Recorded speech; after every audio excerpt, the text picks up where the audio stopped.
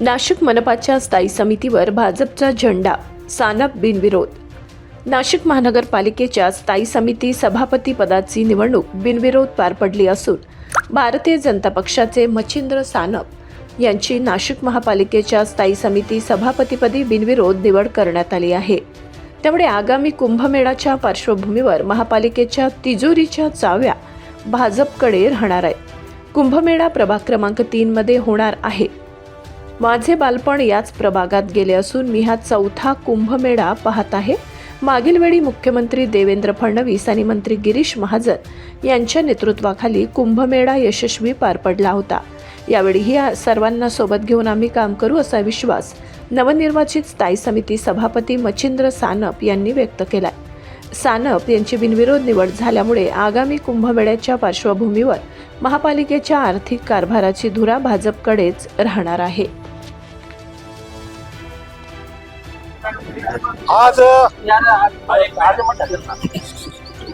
नाशिक महानगरपालिका स्थायी समिती सभापतीची ही जी काही निवडणूक प्रक्रिया होती ती नुकतीच पार पडलेली आहे.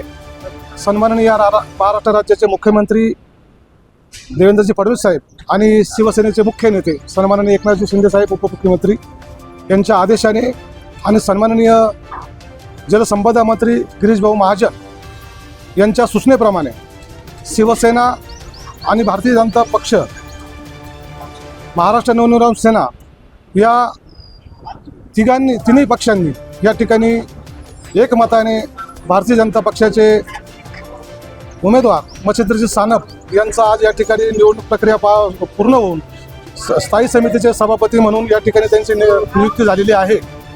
आपण जर बघितलं असेल तर या महाराष्ट्रावरती काही दिवसापूर्वी फार मोठं दुःखाचं सावट माननीय उपमुख्यमंत्री अजितदादा पवार यांची जी दुर्दैवी दुःखद घटना झाली त्या घटनेच्यामुळे ज्या काही त्याच्यानंतर उपमहापौर आणि महापौरांची सुद्धा निवड झाली आणि युतीमध्ये महापौर म्हणून भारतीय जनता पक्षाच्या गौरीताई आडके आणि उपमहापौर म्हणून शिवसेनेच्या मी स्वतः या ठिकाणी या निवडणूक प्रक्रिया पार पडली. परंतु महाराष्ट्रावरती एवढं मोठं दुःखाचं सावट असल्यामुळे कुठलाही या ठिकाणी जल्लोष किंवा आम्ही अशा कुठल्याही प्रकारच्या या उत्सव आम्ही या ठिकाणी साजरा केला नाही.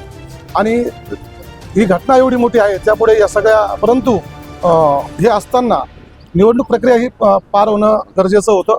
आणि म्हणून आज एकमताने आणि बिनविरोधपणे या ठिकाणी मच्छिंद्रजी सानप हे महानगरपालिकेचे सभापती म्हणून आज या ठिकाणी घोषित झालेले आहे. येणाऱ्या काळामध्ये माननीय ज्या युतीचं जे काही ध्येय आहे आणि येणारा सिंहस्थ कुंभमेळा या पार्श्वभूमीवरती एक संगत मताने सर्वांना सोबत घेऊन सबका साथ सबका विकास हे ध्येय धरून ठेवून या नाशिक शहराचा विकास आपल्याला येणाऱ्या काळामध्ये दिसेल. त्याकरिता माननीय उपमुख्यमंत्री साहेब एकनाथजी शिंदे साहेब आणि देवेंद्रजी फडणवीस साहेब आणि गिरीश भाऊ दादाजी भुसे साहेब आणि शिवसेना आणि भारतीय जनता पक्षाचे सर्वच लोकप्रतिनिधी या नाशिक शहराच्या विकासासाठी एक कटिबद्ध झालेले आहोत. आणि आमचा एकमेव अजेंडा आहे फक्त आणि फक्त विकासावर बोलायचं, विकासाचं काम करायचं आणि नागरिकांना निवडणुकीच्या काळामध्ये जे काही वरिष्ठांनी शब्द दिलेले आहेत ते पूर्ण करण्यासाठी. आणि येणाऱ्या सिंहस्थ कुंभमेळ्याच्या पार्श्वभूमीवरती हा सिंहस्थ कुंभमेळा हा फार वेगळ्या पद्धतीने आता येणारा सिंहस्थ कुंभमेळा होतोय. आपण सर्वांनी सुद्धा आणि नाशिककरांनी सुद्धा यापूर्वी सिंहस्थ कुंभमेळा अनुभवलेले आहेत. परंतु आत्ताच्या सिंहस्थ कुंभमेळ्याचं नियोजन ज्या पद्धतीने गिरीश भाऊ महाजन या ठिकाणी करताय आणि आपण जर बघितलं गिरीश भाऊंचे या प्रक्रियेसाठी वेळोवेळी आम्हाला निलेशजी बोरा यांच्या माध्यमातून त्या सूचना आल्या. त्या सूचनांचं पालन शिवसेनेने तंतोतंत त्या ठिकाणी केलेलं आहे. आणि सातत्याने त्यांचा जेव्हा निलेश भाऊंचा फोन आला असेल त्यावेळेस आम्हाला गिरीश भाऊंचा फोन आला, अशा आदेश आला, अशा पद्धतीने आम्ही या ठिकाणी काम केलेलं आहे. म्हणून ही प्रक्रिया अतिशय पारदर्शी पद्धतीने आणि युतीचा धर्म पाळून या ठिकाणी पार पडलेली आहे. खरं तर बंद दाराआड पीठासीन अधिकारी होतेच, त्यामुळे निवडणूक नियमाप्रमाणे सर्व झालं. ही शोकांतिका आहे की आपला डेमोक्रेसीमधला आपला लोकशाहीतला चौथा स्तंभ आज काही कारणास्तव तिथे काही मिसअंडरस्टँडिंग झाल्यामुळे तुम्ही सर्वजण तिथे नव्हतात. पण तरीसुद्धा निवडणूक प्रक्रिया जशी व्हायची आहे तशी झाली आणि त्यामध्ये आमचे स्थायी समितीचे उमेदवार मच्छिंद्र भाऊ सानप हे निवडून आलेले आहेत, पण ते बिनविरोध निवडून आले. कारण समोर असलेले त्यांना ज्यांनी आव्हान दिलं होतं, मुकेशजी शहाणे यांनी त्यांची जेव्हा माघारीचा वेळ त्यांना देण्यात आला तेव्हा त्यांनी माघार घेतली आहे. त्यामुळे राष्ट्रवादीने दावा केलेला होता, त्यांची समजूत कशी काढण्यात आलेली आहे, पुढे 5 वर्ष त्यांना सामावून घेतलं जाणार आहे. राष्ट्रवादीने हा दावा केला होता की महायुतीमध्ये त्यांनी खरं तर सुरुवातीला जेव्हा महापौर निवडणूक बिनविरोध झाली त्याच वेळेस त्यांनी बिनशर्त असा पाठिंबा दिलेला होता. बिनशर्तचा अर्थ असा असतो की पुढे जाऊन ते कोणतंही आव्हान महायुतीमध्ये किंवा युतीमध्ये क्रिएट करणार नाही. पण असं या ठिकाणी झालं नाही. त्यांनी तरी देखील आवाहन केलं की त्यांना कुठेतरी अशी आशा वाटत होती की जर उपमहापौरपद शिवसेनेला गेलं आहे तर राष्ट्रवादीला देखील ह्या सत्तेमध्ये सामावून घेण्यात यावं. पण खरं तर स्थायी समिती जर म्हटलं तर तौलानिक बलावर ठरते आणि ती भाजपाकडे जास्त होती आधीपासून.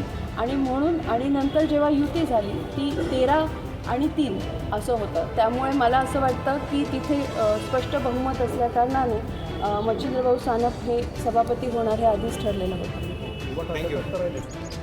कुंभमेळा हा प्रभाग 3 मध्येच आहे आणि माझं बालपण त्या क्षेत्रात गेलेलं आहे. पंचवटी आणि नाशिक शहर आणि पंचवटी प्रभू रामचंद्राच्या पदस्पर्शाने पावन झालेली भूमी आहे आणि मी हा 4था कुंभमेळा मी पाहतोय. माझे वडील माजी आमदार माझे गुरुवर्य बाळासाहेबजी सानप 2014-15ला ते आमदार होते. त्यांनी असेल आणि आमचे देवेंद्रजी फडणवीस असतील आणि आमचे कुंभमेळा मंत्री गिरीश भाऊ महाजन असतील, यांनी मागच्या वेळेस एक चांगले यशस्वीरित्या कुंभमेळा पार पाडला.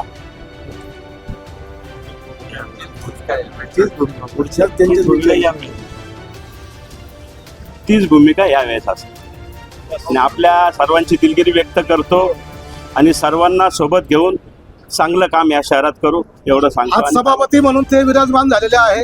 आता ही विकासाची धोरणात आपण सुरू झालेली आहे. वेळोवेळी आपल्या सगळ्यांना सोबत घेऊन आपल्या सुद्धा सूचना घेऊन आपण विकासाच्या मुद्द्यावर